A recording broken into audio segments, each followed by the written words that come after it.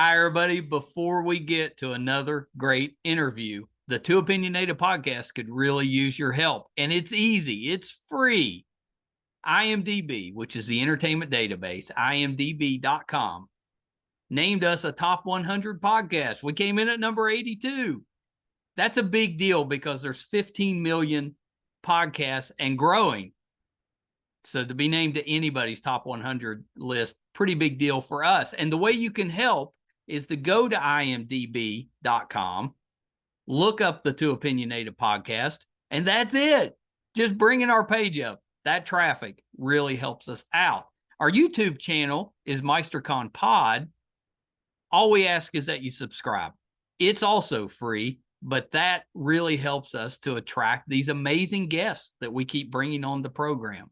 And that's it. Two easy ways for you to support us, and we would really appreciate the help. Now let's get to that interview. Hi, everybody. Welcome to another edition of Two Opinionated. I am so excited today. I've got author Brook Urick with me. So welcome, Brook. Hello, thank you for having me. I'm pretty excited to talk with you. Your background is improving my mood, I think. Oh, thank you. I Oh, like my the pink pink. background, yeah. Yeah, I like pink. It's like the book. The book is pink and black, so I stick with the Right. pink and black theme. That's right. This is your first book, I think, right? Yes, it is. This is the first time I'd ever written a book. I had no idea what the heck I was doing. And I'm super grateful to my publisher, Trine Day, who set me up with like an amazing editor who really Very helped important. me hone my message because I had no idea what the heck I was doing. My first draft was terrible, but yes, first time. I know editors are so important, especially when you're new to writing, because you may have the best story, the best idea, but if you can't communicate it effectively, doesn't matter. Yeah, I edited out almost half of my original Oh, wow. manuscript just because it wasn't focused enough. I was trying to tell too many stories. I had too many themes going on.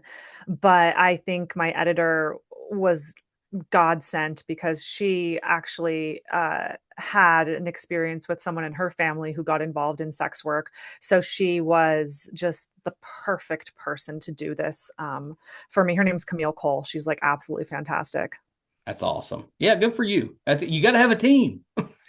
Oh yeah, I couldn't have done it without her. It was such a therapy project, and I didn't realize it would be that at first, but it really pulled out so many emotions from me and made me realize things that I didn't know at first. I knew there was a lot to unpack. I knew it was messed up, Right. but really taking the time to process and write it has been so meaningful, and that's actually one of the things that I hope to inspire other people to do, not necessarily to write, but just to share their story and Sure. express like what happened to them, because it's really the only way to process, as far as I'm Well, concerned. and it's cathartic to get Yes, that out.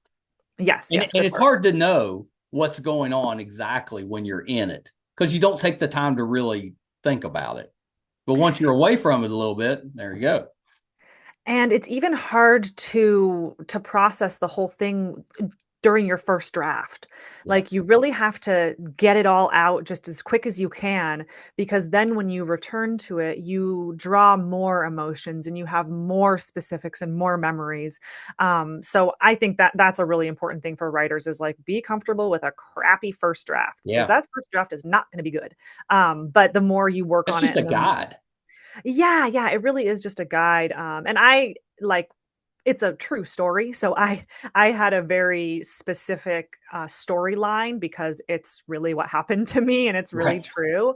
So I was able to form a really concise outline of all my chapters, which I think would be the most important thing for anyone writing a book is you have to know where your story's going Right. and have a roadmap for that. Otherwise, you don't know what to write next. You get writer's block, all of this. All the bad things.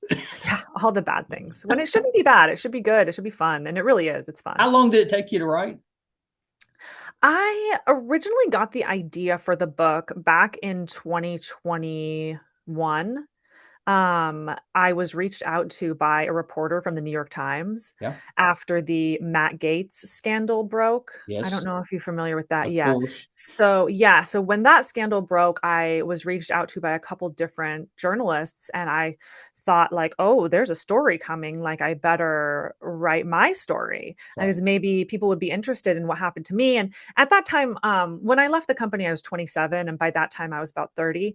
And you really do have quite a coming of age during those years of like 25 to 30, and things start to look a lot differently.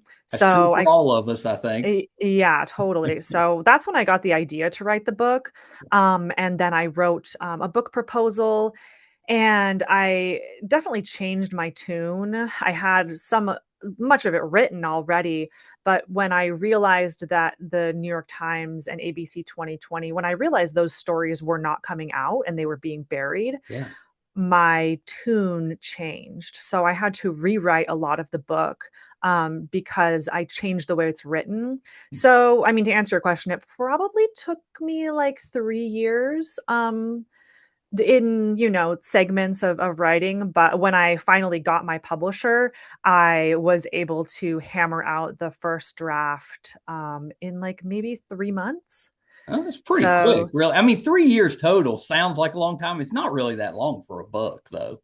yeah, no, not at all. And I mean, I had worked so hard on the book proposal and the chapter outline and all of the other things. I knew where I was headed, but I didn't have a publisher, and I knew that I needed a publisher. I knew that I needed an editor to really help me because I had no idea what I was doing.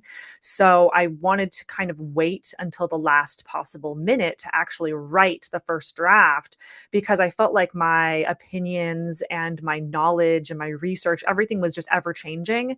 And the longer I waited, the more knowledge I had to go into the book. Yeah. So it was kind of a process for me. But by the time I was ready to write it, I like got carpal tunnel because I had to write because I had a full-time job. And so I was literally writing every morning, every night. To try and get it finished. And then I ended up editing half of it out. So it's still sitting in a file somewhere. You never know. You may need it at some point.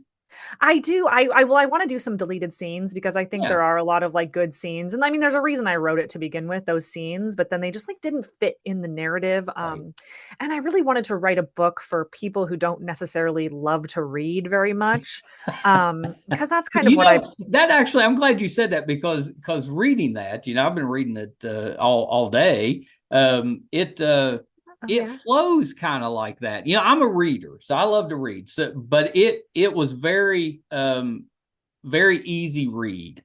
Which Yes. I think is really important to catch people that aren't normally readers. Because if it's difficult, or if the print's real small, whatever it is, they're just going to bail out. And I didn't have that. I would have stuck with it regardless. But, Well, but a thank lot of people you. I get they wouldn't because if it was differently. But it read like you were watching a movie to me. Yeah. Yeah. And I love that. I really really enjoyed it. Thank Okay? you. So we've kind of been dancing around it. So let's talk a little bit about the book. Is called Wink Wink Nudge Nudge.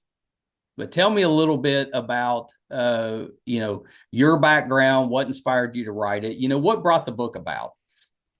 Well, I worked behind the scenes at Seeking Arrangement, which Yeah. is a very popular, notorious sugar daddy website. And I ended up getting the job because I joined the website. And I live in Las Vegas and was kind of used to this lifestyle of going to the clubs when I was 21 and being paraded around and going to the tables with the rich guys and having everyone pay for the bottles or for dinner Sure. or whatever. So I was kind of conditioned to think that a rich guy spending money on me really wasn't too far off Which is from, normal. something that would really happen. Yeah, I just kind of assumed that it was. So when I originally joined the website, it was because my friend told me that they were doing a reality show casting. Yeah. And so me, I'm 21, I'm about to finish college. I was like, "Oh shoot, like I want to be on a reality show." So I joined the website, I applied for the casting, and they called me right away and they say, "Oh, you're perfect for this." And I said, well, I don't have any experience on the website. Like, I just joined the website. I've never met anyone. I've never been on a date. I literally have never even messaged anyone. Yeah. They say, oh, that's fine. Don't worry. Like, just come do this reality show. It was not a reality show at all. It was like a one-off thing for, I guess, the Travel Channel. I don't think it ever aired because my interview was so terrible. But basically, they told me what to say. Yeah. And they coaxed me into lying on camera and saying this, saying that. And at the time, I was like, oh, this is like an acting job, right? Like, of course, they were paying me as well, Right. to appear on this show. And like, why wouldn't they be like, why would I show up if I wasn't being That's right. paid? So I kind of thought that was the whole shtick. But they actually made me sign a contract that says I won't tell the journalist I was paid. I won't say I've been paid for sex. I won't hold seeking accountable for my bad, whatever, bad interactions, this whole thing. And I was just like, all right, whatever, like I'll sign it, no big deal. So that was my first encounter with What the was people. the purpose of that? Was it to give a more positive spin on the website? Was that kind of the purpose? They didn't want you to give a negative spin to it. They wanted to kind of put their narrative out there. Oh, of course, all of the media stories that Seeking Arrangement produced at the Yeah. time that I was working there, they were all fabrications in one way or another. The first way they lie is they say that the website is not prostitution, right? They say Okay. it's not sex work. Oh, no, no, no, it's not that, which convinces people like me when I was 21 to join the website because I didn't think it was We're sex work. gullible at 21. I fall for anything at 21. I did. I was and because I'm lived in Las Vegas, it wasn't so far off. Like it was just sort of an incremental step to think that like I could just get rich guys to like pay me to hang out. Like there's what's called atmosphere modeling here. So I was doing Yeah. like atmosphere modeling. They basically just like pay you to show up and have drinks. So it really didn't seem that far off. And I didn't think it was a site for sex work. But when I joined the website, I quickly learned that most of the sugar daddies are looking to pay girls for sex. And my message box was flooded with messages like 500, no condom, all the time. It's just like a bunch of people looking to pay for sex. And so I was like, that's weird. Like, I didn't think it But was that. they weren't really looking to be a sugar daddy. They were looking just for a meeting. No, exactly. So, I mean, that's the main lie, right? That Seeking Arrangement tells to the media is that this is not a place for sex work. This is not a place for prostitution. These sugar daddies are just generous guys looking to spoil you. But that could not be further from the truth. Yeah. These are men who are looking to pay for sex. Like that is the bottom line. And occasionally there might be like a relationship that happens, but those two people get off of the website usually, right? And the majority of the people are staying on the website to discreetly and anonymously pay for sex. So that's like the baseline lie that they tell to the Right. media. And then there's layers of lies, right? Then the second layer is that there is this sugar baby who is willing to talk to the media and tell you how fantastic the website is and tell you that she's not a sex worker and how amazing all her experiences have been with these rich men. Right. And when I began working for the company, because I met the people who worked there through my casting opportunity in the beginning when I was the one who was cast and told to lie to the media. Then I ended up getting the job there. And I detail like how all of that came about in my book. But when I was working there, I was the one who was casting girls and teaching them how to lie and making them sign contracts that say they won't say this or they won't do that. And I mean, I think the most important lie to note is that most of these girls certainly had been paid for sex, but also they were all paid to do media appearances. Right. And if you're familiar with like journalistic integrity, it dictates that you cannot have case studies who were paid because that implies that they might be telling a story Right. for, Yeah, they for may the be money. making it up. Exactly. And they were. Not only were they being paid for their appearances, but most of the time they were lying and saying that they hadn't been paid for sex, they weren't having sex with these men, and all the things that would make someone like me believe that that's not what this site is. Right. So it's this kind of paradox where they're telling you that no, no, no, it's not that. See, this girl says it's not that. Everyone thinks it's not that. And so then when you get on the site, you're like, oh, well, it's not that. But the reality is that it is that, Right. but what they say becomes more real and shapes public perception more than what's actually happening, because what's actually happening is something people don't want to talk about. They're ashamed. They are secretive about this lifestyle. They think they're going to get in trouble. They think they're soliciting whatever. And it's that shame and culture of secrecy that keeps a lot of victims silent. And the website is designed to protect people through intentional anonymity. Everyone is encouraged to be anonymous. When I worked for the company, that's how it was, is every single person was told, don't use your real name, don't use pictures that are on the internet. There was all these mechanisms in place to keep people anonymous.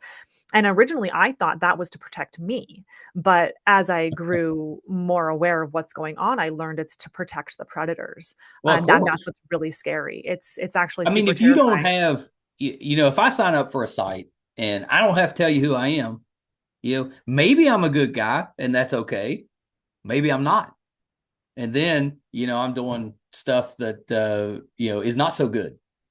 And I think, and I'm being pretty mild, but a lot of that's what was going on, right? You had fetishes and guys that were really looking to, it's like a power trip, and they Oh just yeah. want control over somebody. And then it gets, it's a whole, it's one thing to say, I'll give you this amount of money, you come hang out with me. Okay. Maybe that's, a lot of people would look down on that arrangement, but okay.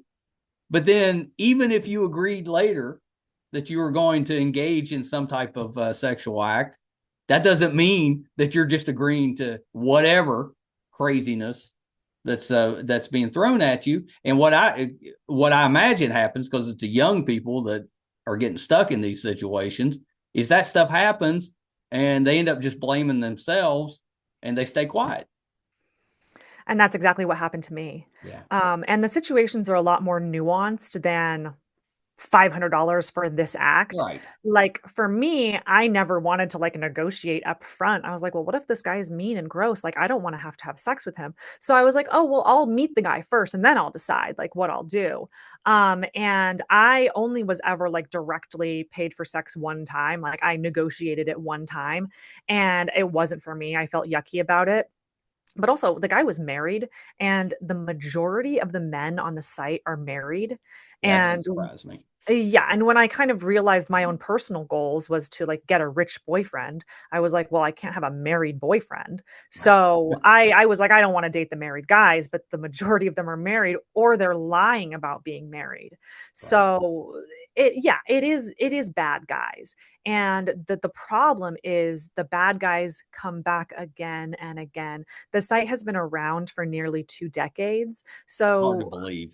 I know for a fact that there are some men who have been using that website as an agency for 2 decades. And I mean, it's one thing to just be a bad guy and like be on dating apps and like be a Right. sleazy guy, but it's much different when the marketing of the company sets up these young, vulnerable, I mean, they're sometimes basically, I mean, excuse the language, but the company's acting more like a pimp. precisely. If that makes sense. Oh, precisely. And I mean, you bring up an interesting point because a lot of times and colloquially, right, we call them a pimp, but the real word is a sex trafficker. These are That's right. traffickers.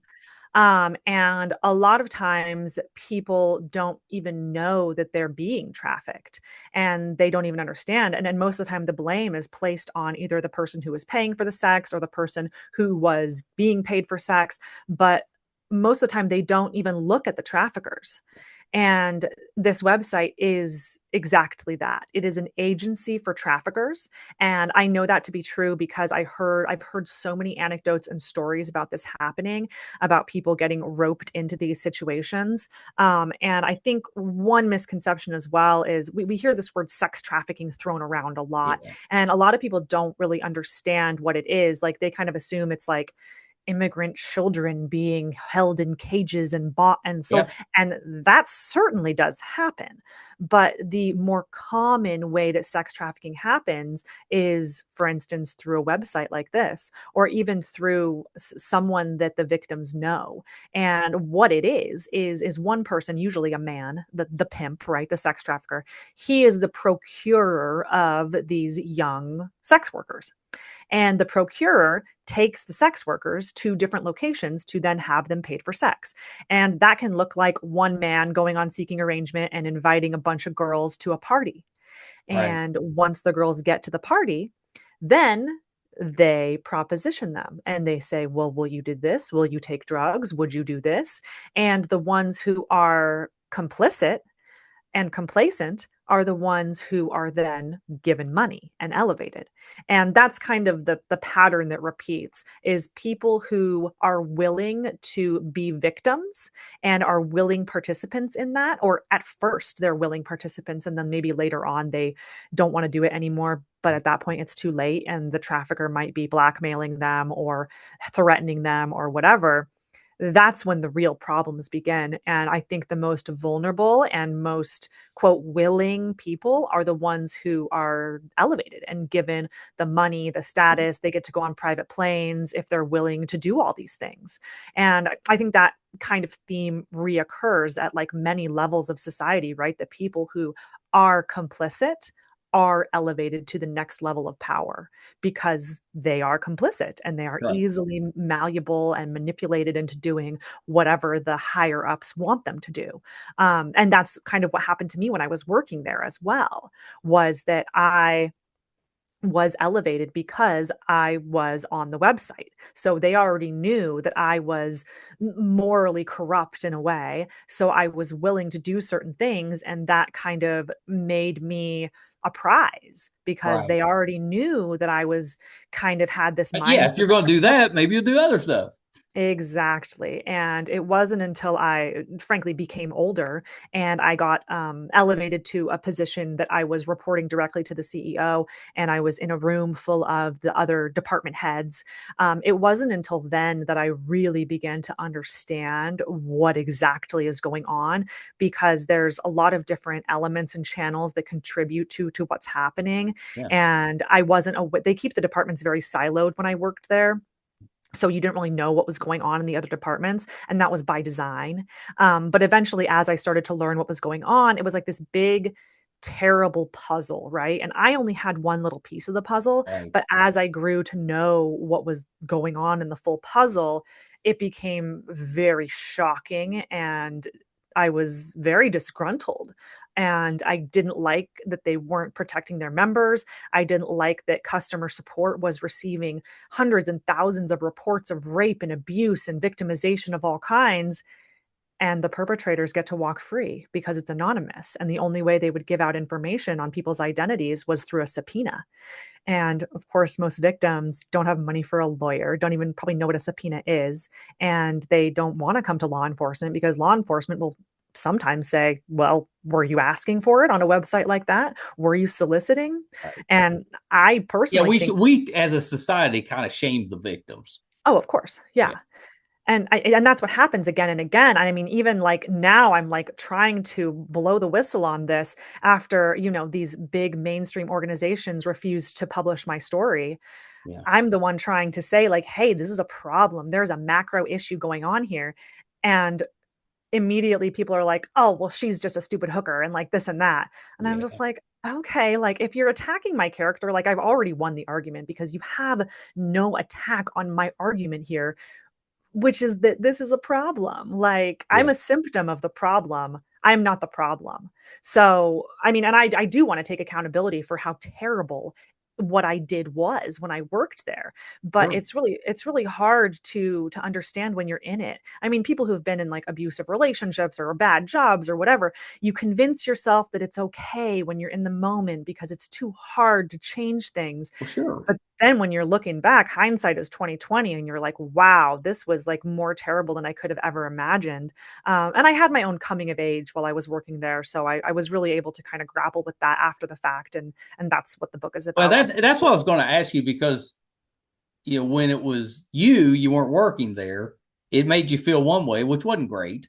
But then you started working there. So then you're kind of helping other people, or putting other people in that position that you were in. And I imagine that didn't feel great either. How did you reconcile that early on? Or was it just something that you didn't think that much about because you were just in it? I thought that I was stupid and that it was my fault that I did Yeah. those things.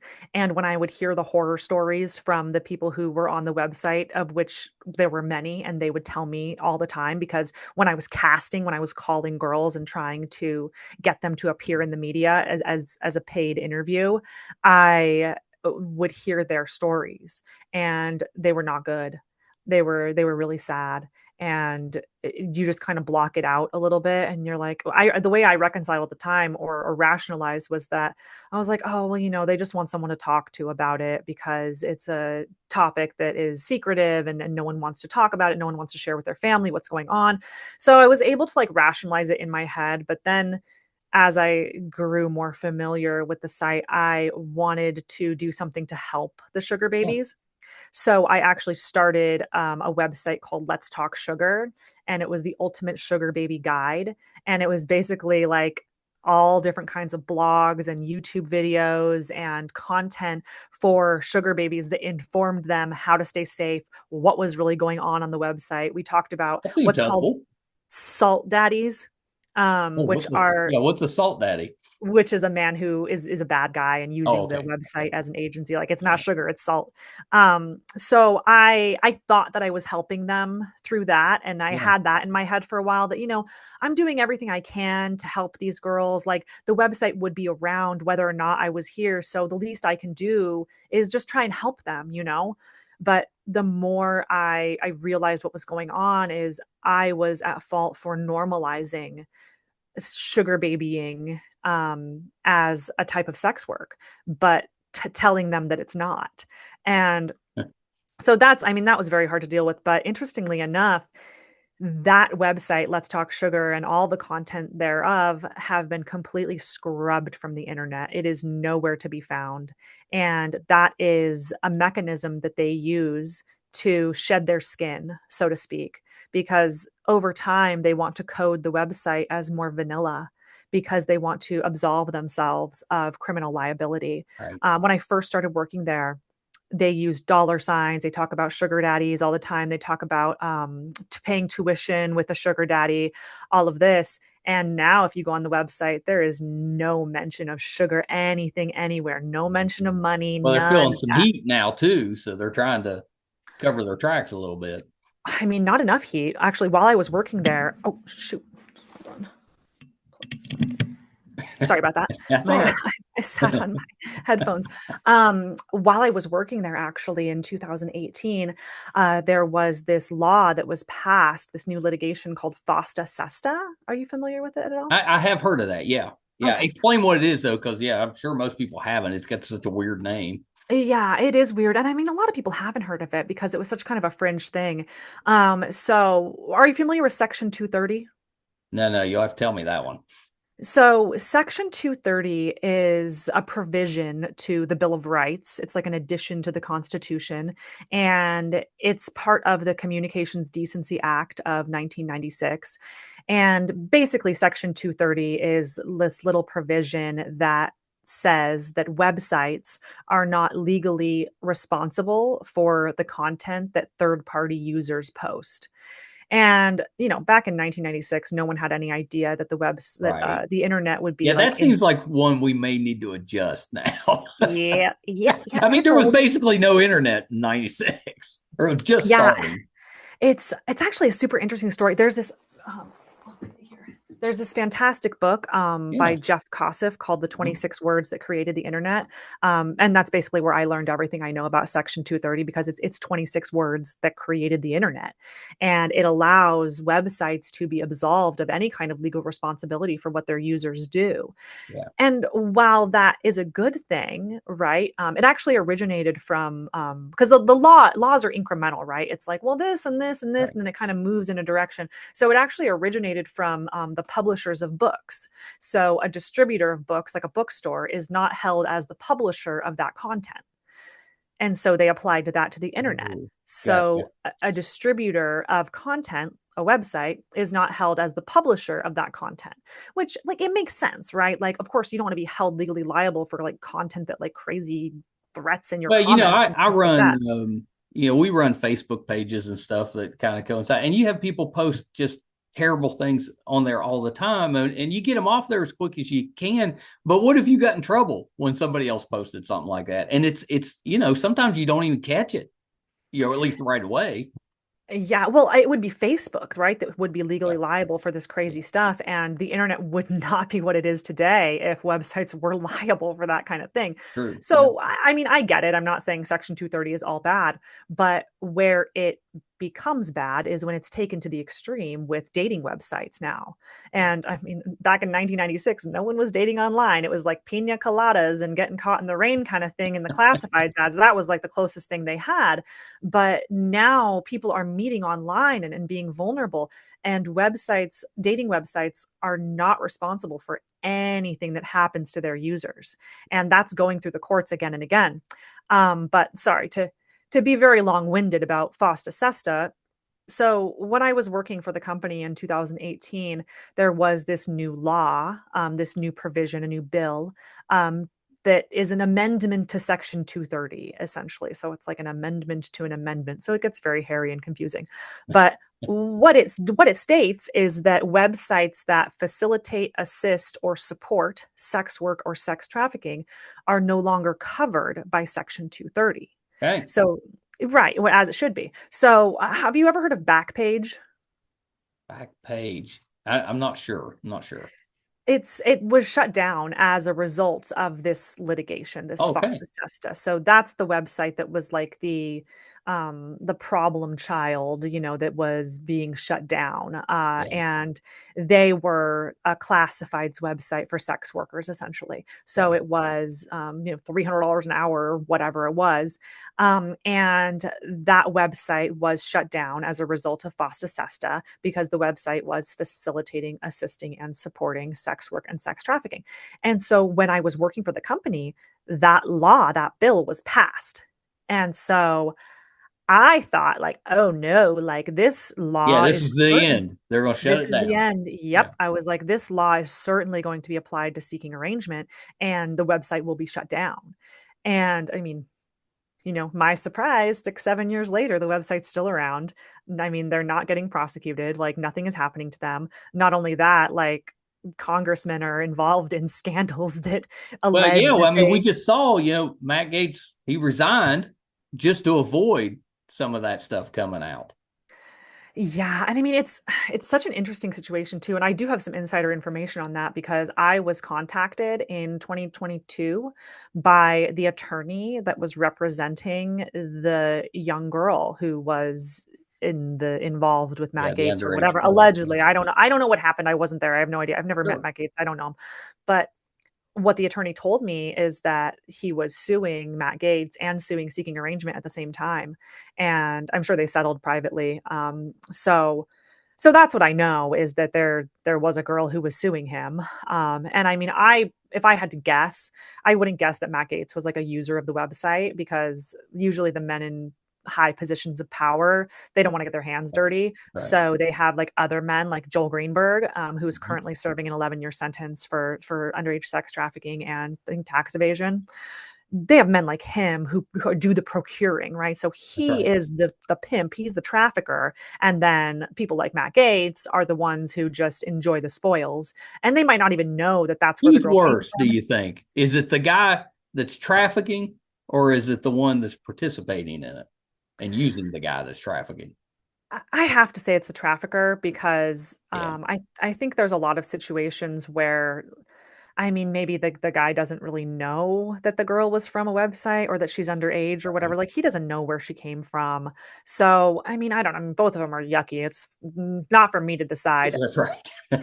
Yeah, but I mean, it's so much more common than I think people understand. Yeah. And the fact that, a sitting congressman at the time was involved in this situation with this website, and the website is still around, like, it just begs the question, like, why aren't they prosecuting this website? It's obvious, it's clear in the media, like, everything I list is, like, public information, Well, so, yeah, like, I'm kind of curious about that. So you're getting stuff buried that was recorded. So they've got stories that kind of go against this website, but it's been buried.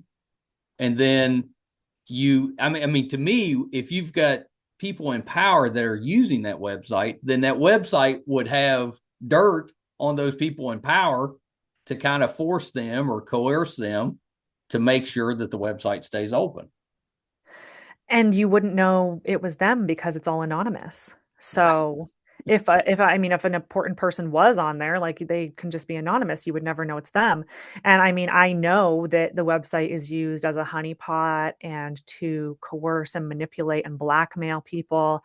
I know that through anecdotal stories that I heard from many people.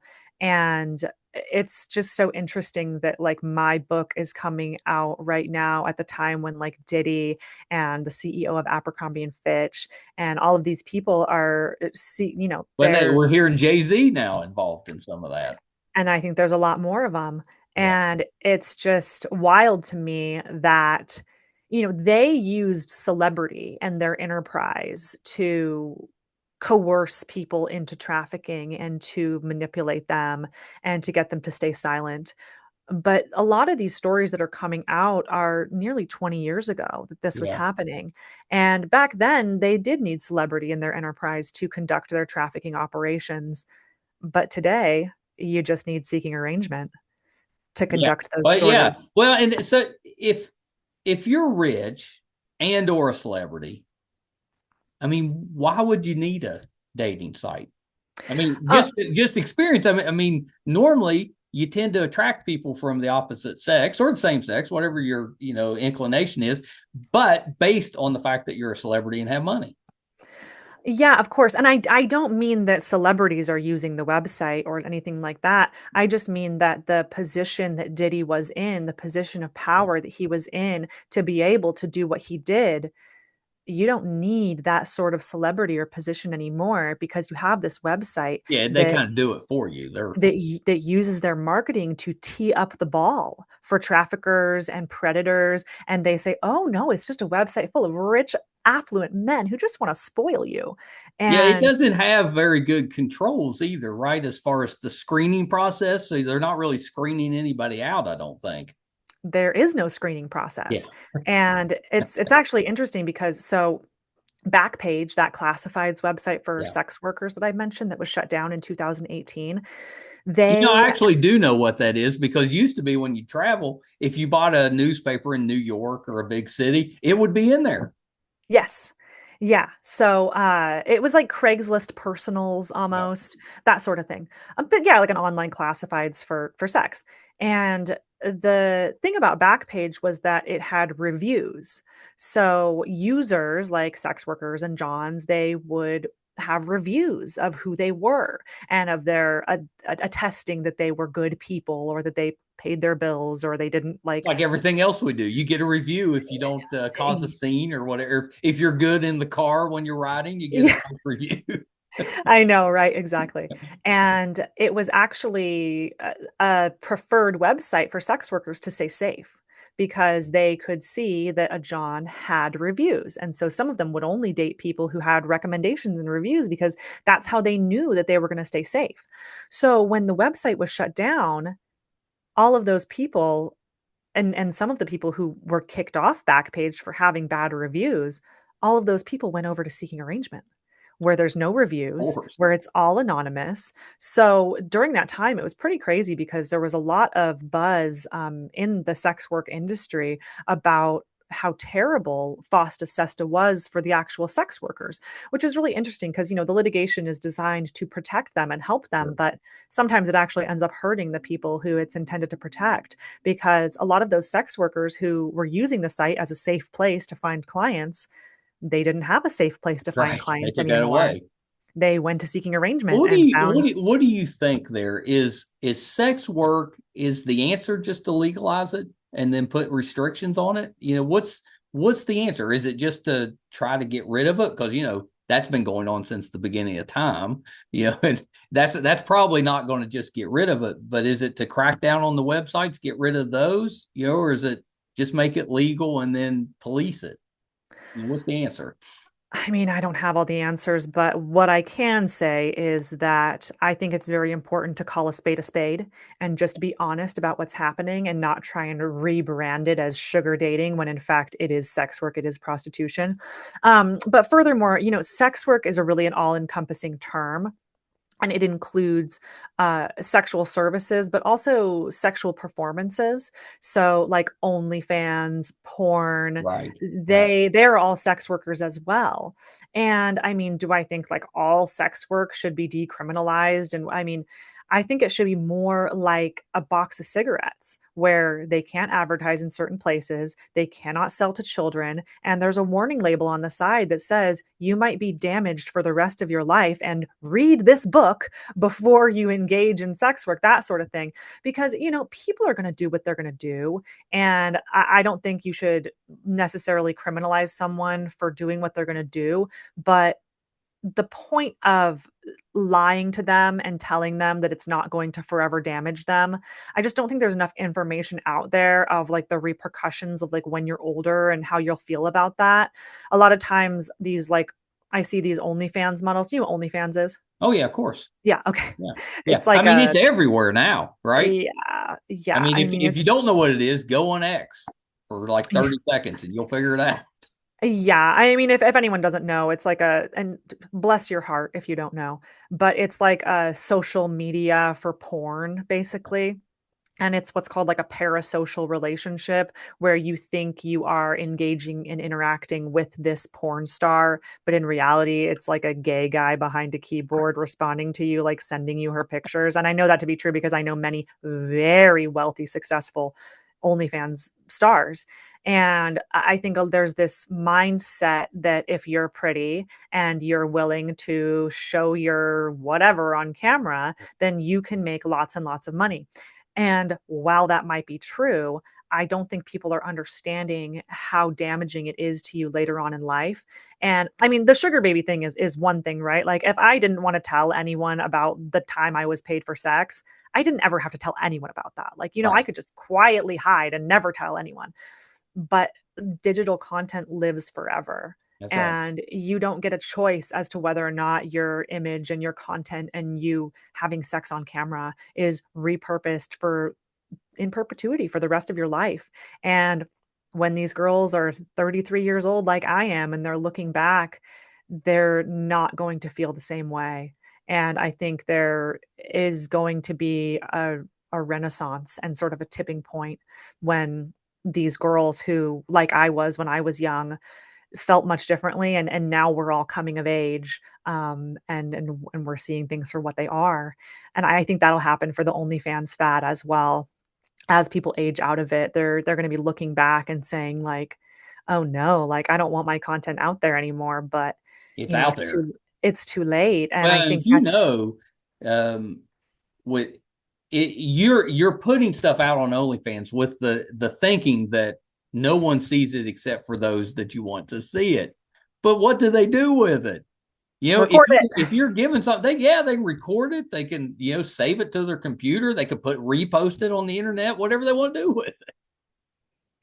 Yeah, it's very scary, and I think, like, when you're so young, you don't have a consequence mindset. You don't think that there are Well, gonna and be you definitely don't think consequences. of the future, especially No. decades down the road. You just Of don't think that way. Of course not, and it's, like, unfathomable. So, I mean, that's actually, like, why I wrote the book the way I did. It's in first person present tense, so I detail my inner monologue at different ages and, like, how my perspective changes based on my experiences and the knowledge I had, because, I mean, that's what I really wanna show people is how your perspective will change from when you're 14 to 18 to 23 to 27, and things start to look so much differently, and you really like can't explain how stupid you were when you were 21 until you're older and you're looking back and you're like, wow, I was really stupid. We're all dumb So at 21. yeah, and but at 21, I was like, oh, I'm hot stuff. Yeah, Like you know what's going on now. I'm a You're an big adult adult. now. Yeah, I'm 21. Look at my ID. So, yeah, I think it just needs a warning label, and we just need to be honest about exactly what it is, because we're tricking people into joining lives of sex work and abuse, and that's the problem to me. Like, I don't think it's a problem that they're doing it. I think it's a problem that they're being coerced and tricked and lied to and manipulated into it, like I was. Yeah. Yeah. It's kind of terrifying. You know, as a parent, as a grandparent, you know, you get scared to death that something like that would happen to one of your kids. It's terrifying. But it's going on right under our nose and we're basically ignoring it. Yeah, I think part of the problem is that people don't want to talk to their kids about this.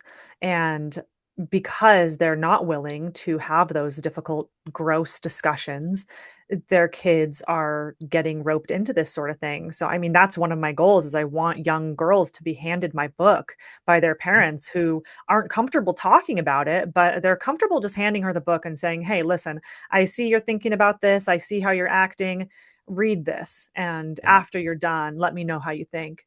And that's why I did write it the way I did, where it's, not for readers necessarily. Like, I want someone who is a young 18-year-old who doesn't necessarily read to be captivated and be on the edge of their Well, seat you and be know, like, you're actually a really talented writer. oh, thank you. You know, yeah, just reading it, you know, it's I mean, it's upsetting to read it, but it's also a pretty good story, you know, because the way you're telling it, it's, you know, you're kind of engaged with that. So you're kind of, you know, what happens next? How does she get out of this situation? You're kind of involved in it. And that goes to the writing skills. So I think it's all of this negative stuff, but at least there's a positive. You figured out you can write. I doubt that this is the only book you ever write. Oh, well, thank you. Those are Yeah. very kind words. I always knew that I wanted to be a writer when I was young. I just like never really had anything to write about. And obviously now I have a lot to write Well, about. what's the old line they say for writers and musicians? You have to suffer before you can Yeah. write or you know write a song or a book. Well, Yeah, to create great art, you have to be like a that's little it. messed up. So I'm have I'm have you heard from the website? Are they any negativity coming from them, or are they just ignoring you? What's going on there? I have not heard from them, and I signed an NDA when I left the Well, right. company. That was kind of my point. Have you heard anything, any Yeah. backlash yet? No, I haven't in regards to the book. I understand from the many lawyers that I've talked to, that NDAs can't be used to cover up criminal That's right. enterprises. So if they did try to enforce my NDA, then I think they'd be shining a spotlight on the fact that they are a criminal enterprise. And not only do I think a judge with their head on straight would not hear the case, but if for some reason they did hear the case, then they would have to go to discovery with me. That's right. And It'd be worse for them if they fight you on it. and I don't think they want to go to discovery with Mhm. me. No, I'm sure they So don't. so Well, yeah. you know, you're not. It's you know, a lot of times you see when you have a victim of something terrible, they're not very good at communicating what exactly has happened, their feelings, any of that. But that's not the case with you. Very well spoken. You know, you're very you've got a definite thought process behind what you want to share and how you want to share it and why you want to share it. And that's just not the case a lot of times. So if I were doing terrible things, I'd be worried. You know, hey, there's somebody out there that people might listen to. That would scare me. I'm hoping they do listen to me. And that's a good point that a lot of people don't know how to communicate what happened to them, but also they're very ashamed Of of what course. happened to them because they're worried that they will be blamed and they will be ridiculed. And that's unfortunately true, is they probably will be blamed and ridiculed. But I think my story might be a little ahead of its time. But I think there is a day that is coming when people are going to look at this a lot differently. And hopefully they look at my story and they look at the bigger picture going on and not just my one little story, because it details patterns that are Right. happening at many levels and that are a problem. It's a problem that we allow this in our society, that we allow these lies and these paradoxes of the online world being more real than the real world of what's really going on.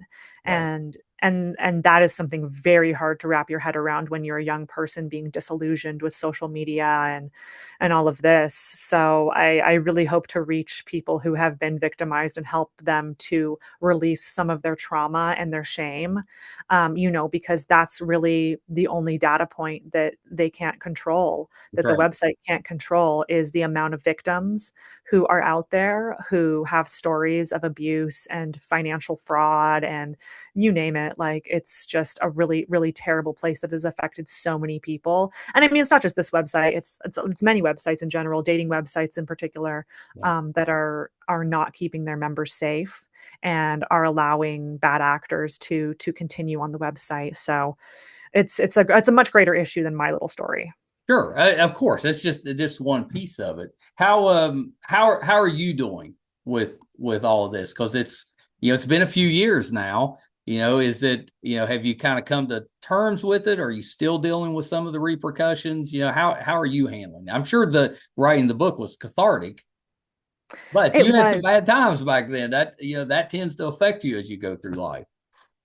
Yeah, it really did. And I think my brain was a little bit warped Yeah. back then because I was preyed upon and victimized at a young age. And so I kind of had it in my head that, like, this is just how it is. Like, this is just kind of what That's what happens. happens. You start thinking Yeah. this stuff's normal. It was completely normalized to me for many reasons that I outline in the book. But as I grew older and had my own, coming of age, those girls just start to look so much younger. Yeah. And I couldn't live with myself if I allowed the narrative that I perpetuated to continue to exist without correcting it. So that's what I sought to do, is to, because I was a spokesperson for the company. So I like went on national television Sure. speaking these lies. And at the time I was like, oh, this is what PR managers do. Like, this is spin. This is what I'm being paid to do. And I was being paid so much money, more money than I'd ever seen in my life. Yeah. Like, I don't come from money. And my first year working there, I was 23 years old. I was given a $20,000 bonus That's a in big bonus. 2014. It was more money than I'd ever seen in my life. Yeah. And that is the same type of thing that happens to the girls on the website who join it's more money than they've ever seen before just for a little sex.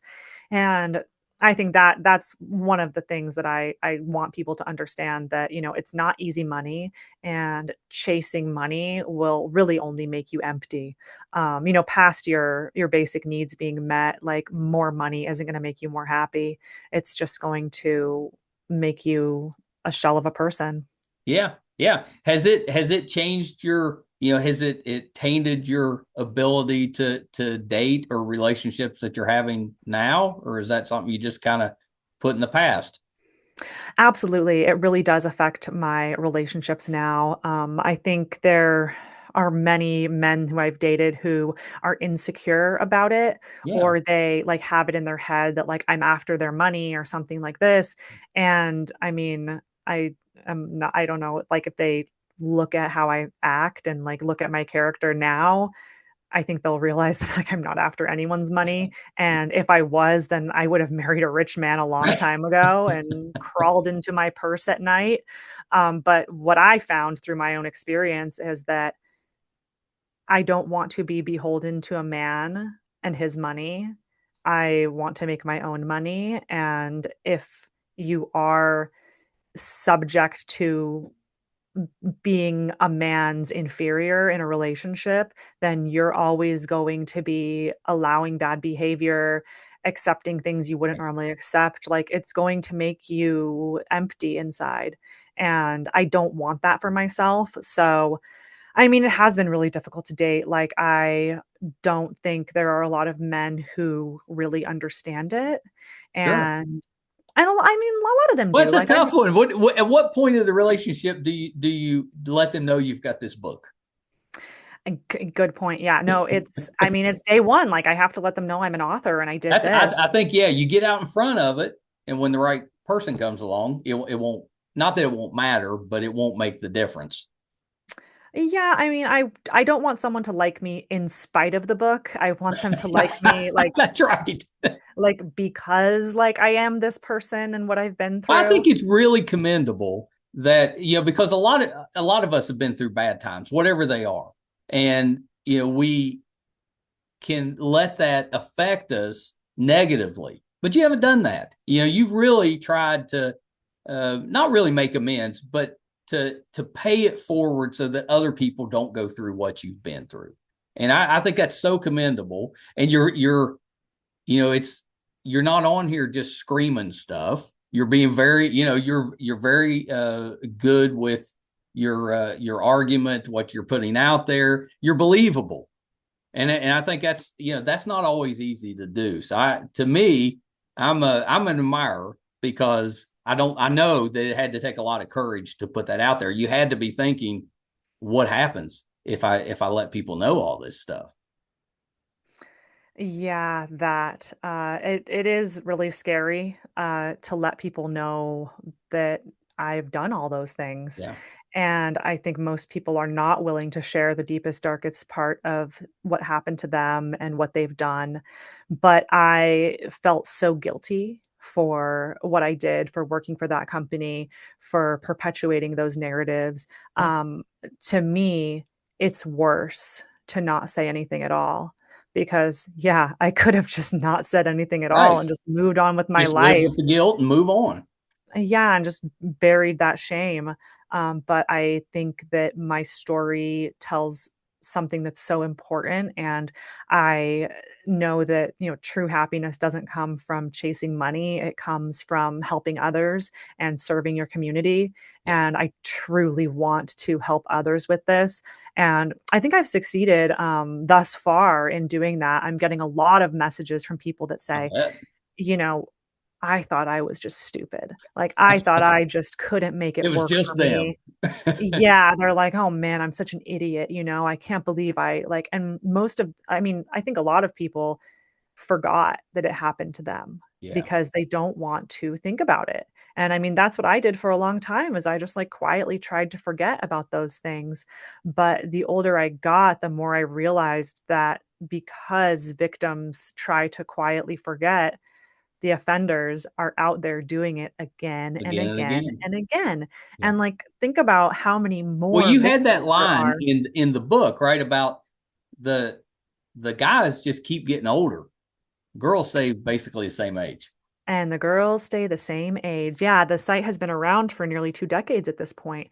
So, there are men who've been using it as an agency to manipulate and trick young girls for nearly 2 decades. Yeah. And if there is, a good guy and he finds a good girl and they're a couple and they get off the site, of which I know a couple of those situations. So it's like a broken clock is right twice a day. It happens that, you find someone, but those people get off the site. They're not on the site anymore. Right. The people who stay on the site are the ones who come back again, and there are so many victims that they can hit. How many? Dozens, hundreds, thousands Yeah. of Who knows? victims? One person, one perpetrator can hit so many people. So, like, just by logic, there are so many more victims than there are abusers. Yeah. And the problem with a site like that is that, you know, young girls and, like, unfortunately, like, a lot more men than we care to admit have a proclivity for very young, sometimes adolescent girls, and when the I young always ones wondered about that. I'm a pawpaw. I'm in the grandfather stage. But as I've gotten older, you know, kids look younger and younger. And I call kids anybody under 25. I call kid. But they do. Like there's a point there, you can't really tell how old they are. They just look young. And yeah. and I always wonder about that because I know that these guys out there, they're seeing it too. It's not, it happens to all of us, as we get older. What about that attracts them? Because that to me is like, because to me, it makes me want to help protect them, you know, to help them kind of get through life. These guys are doing the opposite. They're preying on them. Yeah, I mean, the thought of dating someone even younger than me is like I just can't even imagine Well, that. So, there's a difference. If you're 50 and you're dating somebody 40, not that big a deal. If you're 50 and dating somebody 20, eh, maybe. well, it just begs the question, like, why do you have to look to someone so young? Yeah. Like, what are you lacking? What is wrong Yeah. with you What's missing? that you think that this is okay? Because you have decades of experience, you have a wealth of knowledge, usually a lot more money. Like, it's an imbalance of power from the beginning. Absolutely. And the problem with these websites is that the young girls who are 18 or maybe even younger than 18, because there's no checks in place. It's when I was working there, it's anonymous. So you can join the website and there were always girls that were underage getting kicked off and this and that. But it's an anonymous website so you can just make another profile and say you're 18. Yeah. But Come the right back. girls who are 18 or younger than 18, those are the ones who get the most attention. Yeah. Unfortunately, and it's the same with, like, Yeah. OnlyFans models, is the ones who are 18 are the ones who make the most money, because of that, sordid proclivity that these men have. But the problem with a website like this is that the new users are easily searchable. So you can easily search the 18-year-old new Right. users who haven't been preyed upon yet, who haven't been manipulated yet, fresh meat, if you will, Yeah. and target them. And that's exactly what happened to me when I was on the website when I first joined, is I had like a new user icon on my profile. And so they were all hitting me up because they know that I'm naive, and I was. So it's a very big problem. I mean, like, let's just call it what it is. And I mean, the site should be shut down, but I can't control what happens to the website. I can only inform people of my knowledge and my own Yeah. personal You've done your experiences. part. Yeah, thank you. So it also read to me like it'd be very easy to turn that into a screenplay. Oh yeah, I'm actually working on one. I kind of thought that. So if it gets made into something, do you give yourself a role in it? Oh, like an acting role? Yeah. Oh my gosh, no. I'm an You don't make executive. an appearance, I mean, maybe like a a cameo or cameo. something Yeah. like that, something for funsies. Yeah. Yeah. But no, I'm an executive producer on the project, and I actually have a lot of ideas for how I want it to be told. But my storyline is only one storyline That's right. in the story I want to tell. Well, that's kind of what I was thinking because Yeah, a movie would be one thing, but you could do a show and just go through different stories. You could change it. It could be season to season. You could change go follow different people the next season. And I don't know. I'm curious how that would go because once you get past the titillating side of it, does it upset people? Does it, rally people to try to do something about it? I'm curious about that. I would hope that it would upset people more than excite people, but it's probably a little of both. it is a very polarizing idea. I mean, more so, I just want to inform people, Yeah. because I think it's a very difficult, nuanced, layered topic to wrap your mind around. And like I said, people always just want to like attack my character, and it's like, well, you have to understand that there's so much going on here, Right. that like I'm a symptom of the problem. I'm not the problem myself, but I really just want these especially young girls to be informed and make informed decisions. And because if there are no young girls on websites like this, then the website ceases to exist, because that's the commodity in this business, is the young naive girls. And without those being tricked and roped into it, there is no business Yeah. Then model. business goes away. Exactly. And those users are expendable to them because they don't pay for membership. Only the men pay to use the website. So the men are the ones who the website is designed and curated to protect. Right. And the women are expendable. And it's that in itself, it's like the imbalance of power that I was talking about earlier. Like, that is curated on this website, is that imbalance of power.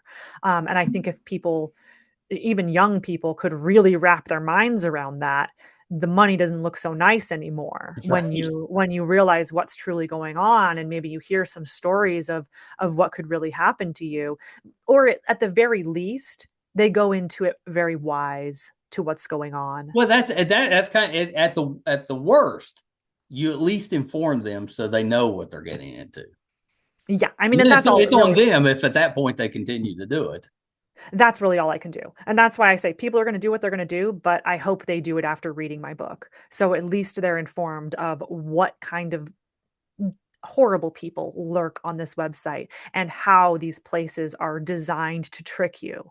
because that's exactly what they're doing. Is they're designing a place that is just a farce. It's just completely, it's a pseudo dating website. It's not even a dating website at all.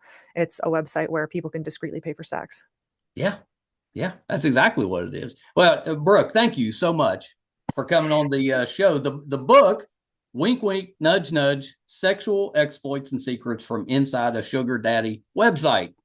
And it's, I haven't quite finished it yet, but I'm close. It's a very easy read, really, really well written, and kind of upsetting when you get right down to it. When you really start thinking about it, it's it's upsetting. When I finished prepping for the interview, I didn't feel so good.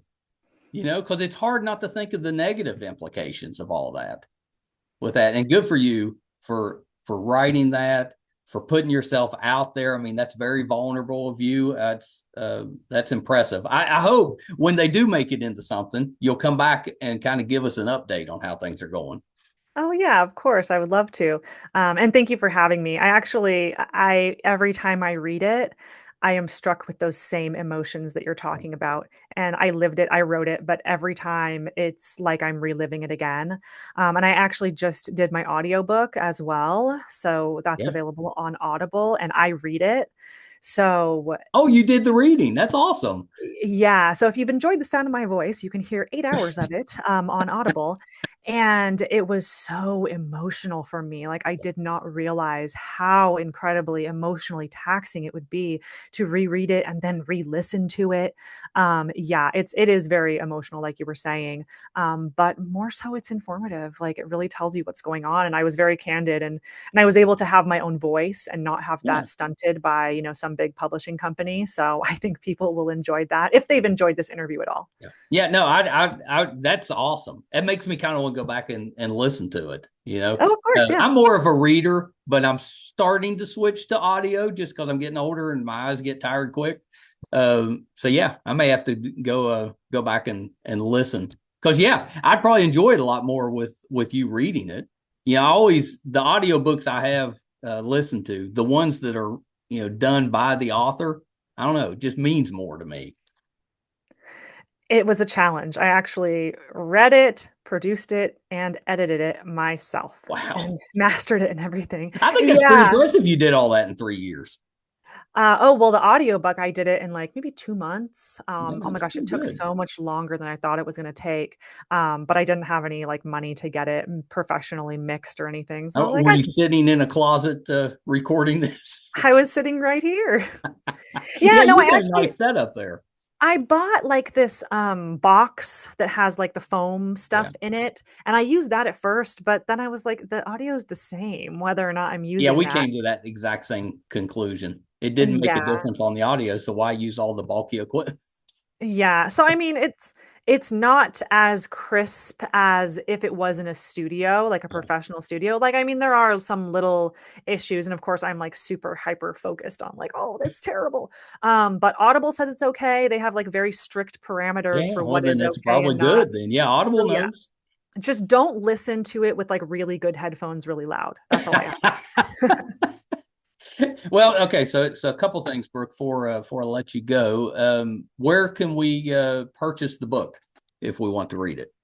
It's on Amazon, it's on Barnes and Noble. You can get it directly through my publisher Trine Day as well. Yeah. So, I mean, basically wherever books are. I'm not really sure if it's in stores yet. I haven't seen it in any stores, Ooh, but if I I also run into it in store, I'm taking a picture and sending it to you.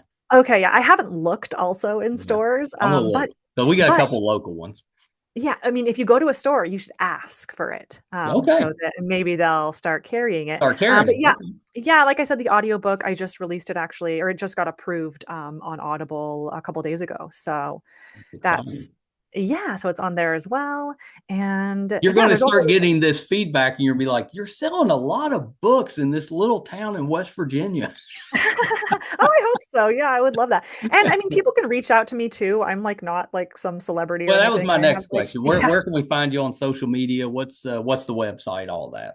Yeah, I just started a YouTube channel as well. It's my name, Brook Urick, and I have Instagram at Brook Urick. I have all the socials basically. It's just at Brook Urick. Yeah. And yeah, I mean, you're welcome to reach out to me. I don't have like 500 followers. It's really not a big deal. I actually started my accounts after the book came out Yeah. because I didn't want to get silenced prematurely.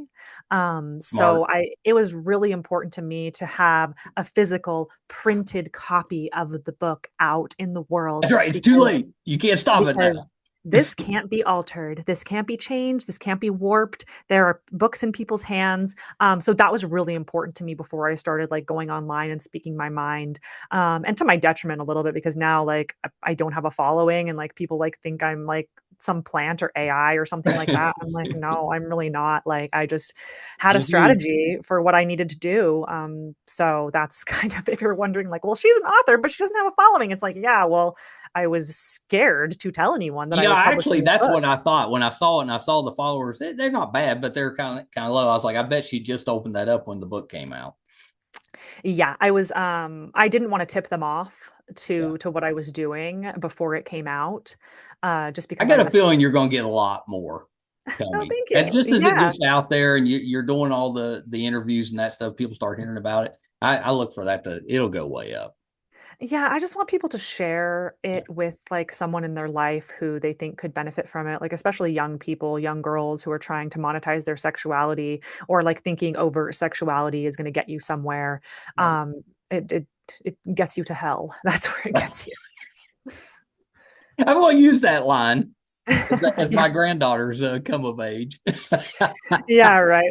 Well, I mean, I hope when they're old enough, I hope you hand them this book and you tell them, I'm what the real definitely ordering my copy Oh, and thank you. keeping it. Yeah, keeping it because I do think it's important. It's that's kind of the role of parents, right? You have to do your best to protect, and kind of shield your young ones, but you don't want them to just be naive. You got to talk to them about it. Exactly. That's the hard part. And I don't have kids, so I can't imagine how difficult that must be to broach that topic with Sure. a kid. I mean, I can't even imagine when I was that young, like, would I have listened to my mom? Would I have even like heard her out?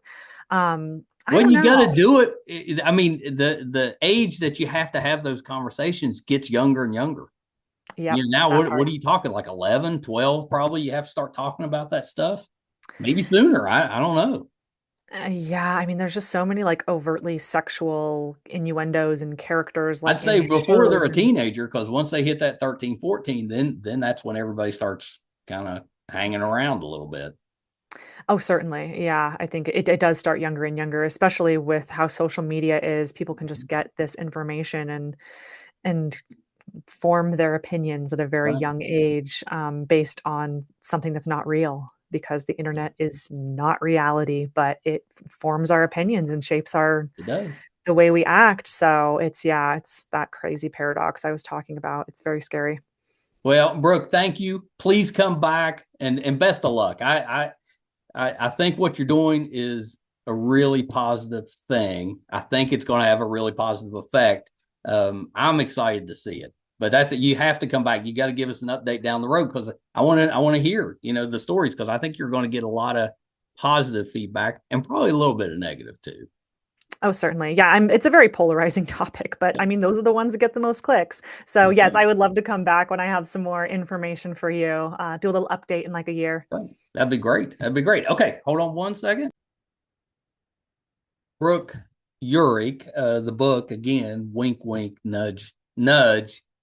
A little more serious topic than what we usually cover, but I thought it was such an important topic, especially with what all the things that we have going on today, and there's a lot of people in positions of power that we're a little suspicious of, as far as some of those stories. So I thought it was important that we discussed it, and Brooke does such a good job communicating exactly what happened and why she's written the book. So I hope you'll read it, support her, give her some encouragement. All of this stuff, there's no way to end it unless we bring it out into the light so that everybody can see. It's surviving because it's kind of under the radar. It's there, it's right under our nose, but nobody's paying attention to it. So hopefully with Brooke's help, with other people's help, we can bring this stuff out to the light, expose it, and get rid of it. Protect some people, especially our young people. So I hope you enjoyed that. I hope you took something from it. I hope you'll share it with someone. I think really, really important. And if you're out there and you're using this website or one like it, stop it. Just quit doing that. Go meet people the normal way and treat people the way that you want to be treated. All of us grew up with that golden rule, or some version of the golden rule. Maybe we didn't know it was called that, where you treat people the way you want to be treated. And somewhere along the way, we kind of got away from that. So let's all take a step and try to get back on the right path. Hope we can do that. If you're finding us for the first time, thrilled that you're here. We do serious podcast episodes. I won't say exactly like this one, but about some pretty difficult subjects. So those are out there. If that's the kind of podcast you enjoy, we've got plenty of those. If you prefer a little more lighthearted celebrity interview type of podcast, we got tons of those too. If you like geeky content, we got those too. So please, help us out. We can use your support. A couple easy ways to do it if you're so inclined. They're free. Our YouTube channel is MeisterCon Pod. Please subscribe. It's free. Really helps us out. Helps us to keep bringing these terrific guests on. I'd put our guest list up against anybody's. Any talk show, any podcast, anybody. I think we've been so blessed. Our website is meistercon.com. You can find almost 900 episodes, audio and video versions. It'll let you know if we're doing anything in studio, if we're going on location, covering a convention, anything we have going on. Be on the website, meistercon.com. So please check us out there as well. Thank you guys so much. Until next time. Bye, everybody.